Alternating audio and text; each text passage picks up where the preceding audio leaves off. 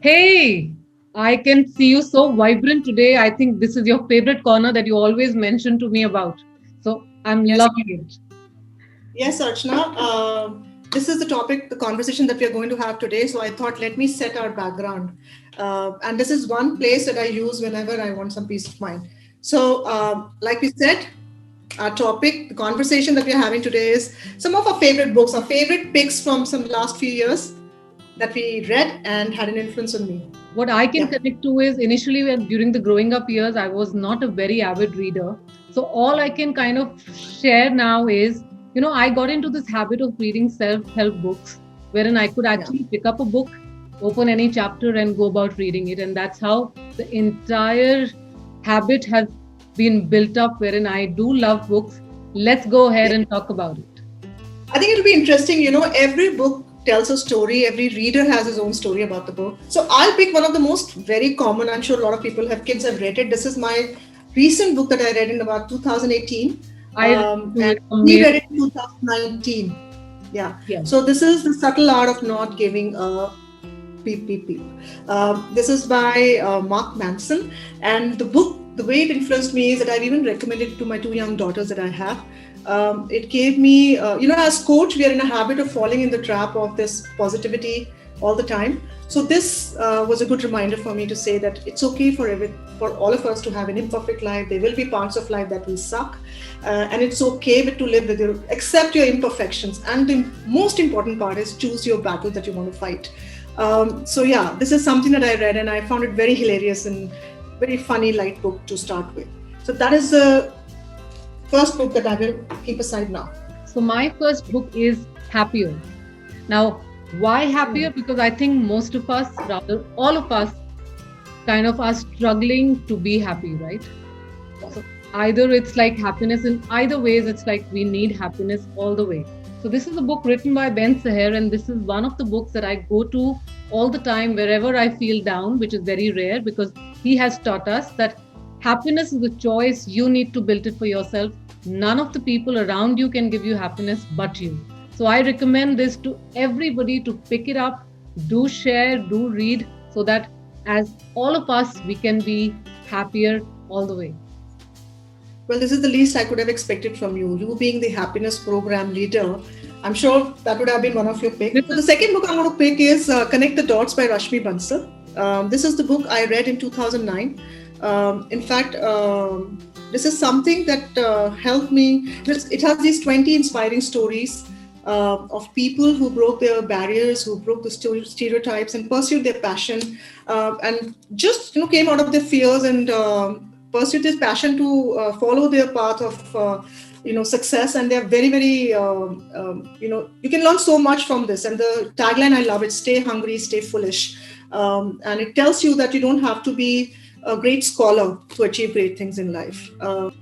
wow. I think every book has a story. So I think very inspiring and very, very interesting. I will pick it up. Okay, now my next book is What Got You Here Won't Get You There. It's written by Marshall Goldsmith, and this was one of the Mhm. books that I picked up while I was coming up with my passion project, that is balance. Wherein I thought, I've worked for 15 years, I've been through some things, there has been a transformation that has happened. But sometimes you feel that things don't exactly move the same way you expect them to. Probably this was the book that I read then, which meant that change the ladder. You need to change your plan, you need to change your mindset, and you need to change the strategy to take the leap forward. So, yes, this is another book that I'd love to read. And now that I've read it many times, it's just like I just open a chapter and I just read few lines and it's done. So, it's like one of the good books. Okay, what a coincidence. The third book that I picked up is The Success Principles by Jack Canfield. And it relates to what you just shared from your second book. And it is how to get from where you are to be where you want to be. This is a beautiful book. Jack Canfield, most of us know, he's a great inspirer, he's a great influencer, motivator. But this book is really a good guide to identify your fundamentals of success. And if you follow this book, he claims, and I would agree, There's definitely, it depends on how much you want to follow his instructions, but if you follow it to the T, he claims within 2 years, you can be the most successful person. So I would recommend this to anyone who's directionless, clueless, and is looking for certain method or structure in life to be where they want to be.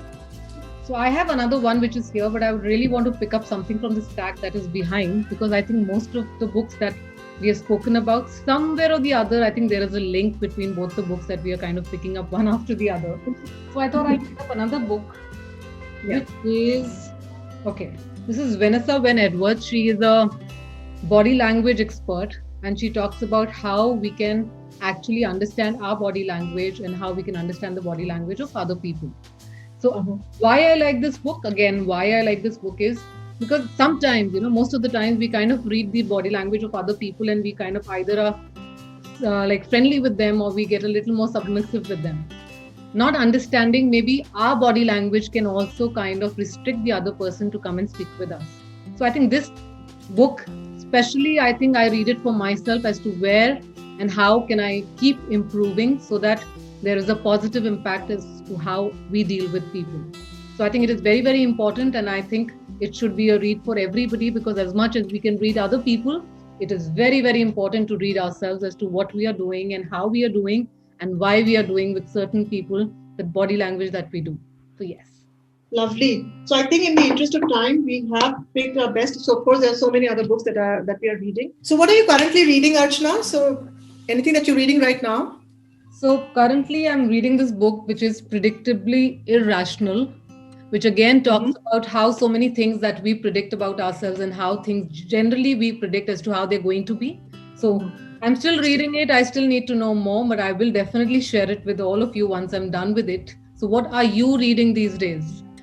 I'm in my spiritual mode. I'm trying to connect to my Buddha. So this is a book that I'm reading right now, Old Path, White Clouds. This is about walking in the footsteps of Buddha. This is by Thich Nhat Hanh. He's one of the Vietnamese monk whose Sangha I follow, whose learnings I follow on mindfulness.